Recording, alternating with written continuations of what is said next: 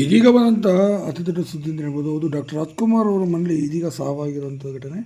ಅವ್ರು ಯಾರಿಗೆ ಸಾವನ್ನಪ್ಪಿರುವಂಥದ್ದು ಸಂಪೂರ್ಣ ಮಾಹಿತಿಯನ್ನು ನಿಮಗೆ ಕೊಡ್ತೀನಿ. ಅದಕ್ಕೂ ಮುನ್ನ ಚಾನಲ್ಸ್ ಕೂಡ ಸಬ್ಸ್ಕ್ರೈಬ್ ಕಳಿಸಿದರೆ ಒಂದು ಕಡೆ ಈಗ ಡಾಕ್ಟರ್ ರಾಜ್ ಅವರ ಮನೇಲಿ ಈಗ ಕೊನೆಯುಸಿರೆಳೆದಂಥ ಘಟನೆ ನಡೆದಂಥದ್ದು. ಅವ್ರು ಯಾರು ಇವ್ರ ಮನೆಗೆ ವಿಧಿವಶರಾಗಿರುವಂಥದ್ದು ನೋಡೋಣ.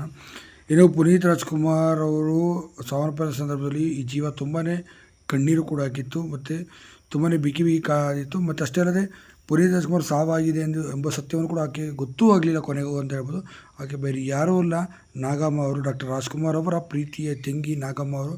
ಇವರು ಗಾಜನೂರಿನಲ್ಲಿ ಇವರು ವಾಸವಿದ್ದರು ಅಂತ ಹೇಳಲಾಗುತ್ತೆ. ಸರಿ, ಗಾಜನೂರಲ್ಲಿದ್ದಂಥ ಇವರು ಡಾಕ್ಟರ್ ರಾಜ್ಕುಮಾರ್ ಅವರ ಪ್ರೀತಿಯ ತಂಗಿ ಮತ್ತು ಪುನೀತ್ ರಾಜ್ಕುಮಾರ್ ಅವ್ರಿಗಂತೂ ತುಂಬಾ ಸೋದರತೆ ಕೂಡ ಆಗಿದ್ದರು. ಇನ್ನು ಪುನೀತ್ ರಾಜ್ಕುಮಾರ್ ಅವ್ರನ್ನ ನೋಡಬೇಕಂತ ಸಾಕಷ್ಟು ಹಂಬಲಿಸ್ತಿದ್ರು.